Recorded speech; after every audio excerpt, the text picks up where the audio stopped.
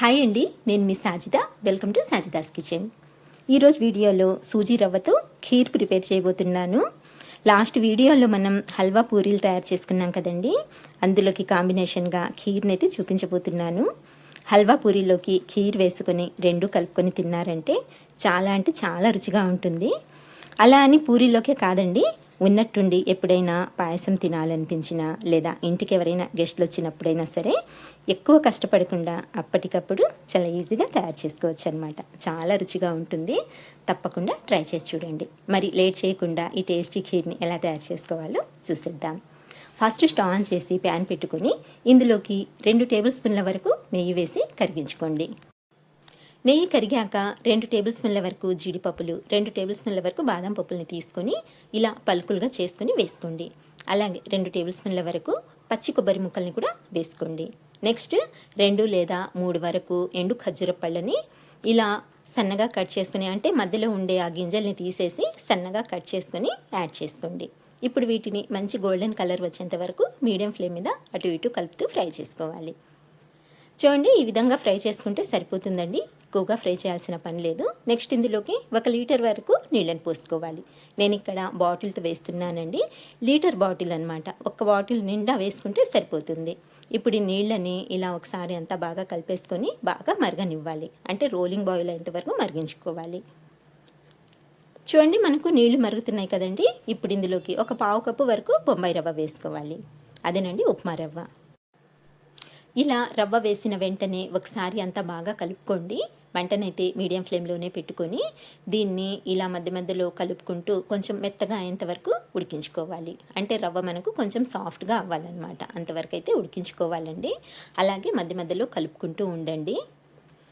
And వీటితో పాటు dry ఫ్రూట్స్ని కూడా ఇలాగే ఉడికించుకోవాలన్నమాట. అంటే సపరేట్గా తీయకుండా మనం పాయసంలో డైరెక్ట్గా ఇలాగే ఉడికించుకోవాలి. అప్పుడే ఆ టేస్ట్ అనేది చాలా బాగుంటుంది. చూడండి, ఈ విధంగా ఒక 4-5 నిమిషాలు ఉడికించుకున్నట్లయితే మనకు రవ్వ అనేది 80% వరకు ఉడికిపోతుంది. ఇలా 80% ఉడికించుకుంటే సరిపోతుందండి.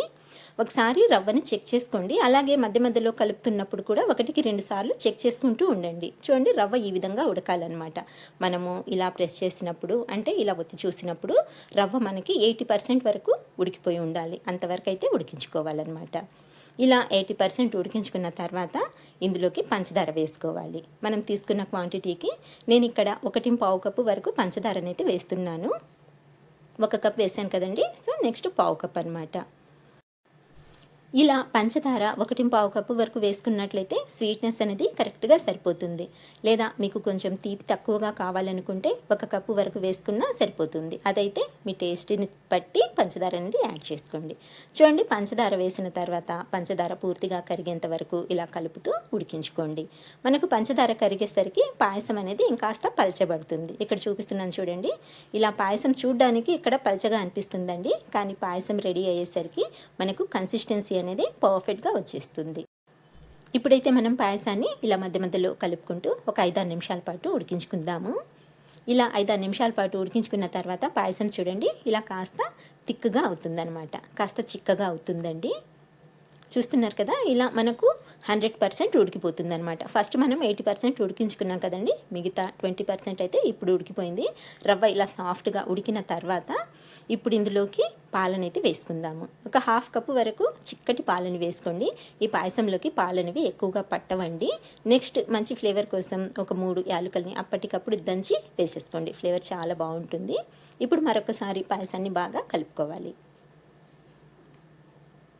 తక్కువ పాలతోనే ప్రిపేర్ చేసుకోవచ్చండి. టేస్ట్ అయితే సూపర్గా ఉంటుంది. చూడండి, ఈ విధంగా బాగా కలుపుకున్న తర్వాత గ్యాస్ని లో ఫ్లేమ్లోకి టర్న్ చేసేసుకొని పైన మూత పెట్టేసి జస్ట్ ఒక 2 నిమిషాల పాటు ఉడికించుకున్నట్లయితే మనకు పాయసం అయితే రెడీ అయిపోతుంది. నేనైతే మూత పెట్టేస్తున్నాను. ఇలా మూత పెట్టేసి ఒక 2 నిమిషాల పాటు లో ఫ్లేమ్లో ఉడికించుకోవాలి.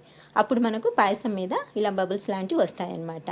అంతేనండి, హై ఫ్లేమ్ మీద ఉడికించకూడదు. పాలు వేసిన తర్వాత చూడండి పర్ఫెక్ట్గా పాయసం అయితే రెడీ అయిపోయింది. అదేనండి, ఖీర్ అయితే రెడీ అయిపోయింది. దీన్ని ఖీర్ అంటామండి మేమైతే. అంతేనండి. వెంటనే స్టవ్ ఆఫ్ చేసేసి పక్కకు తీసేసుకోండి. పక్కకు తీసేసుకొని వేడిగా ఉన్నప్పుడైనా సరే లేదా చల్లారిన తర్వాత అయినా సరే సర్వ్ చేసుకోవచ్చు. చాలా రుచిగా ఉంటుంది.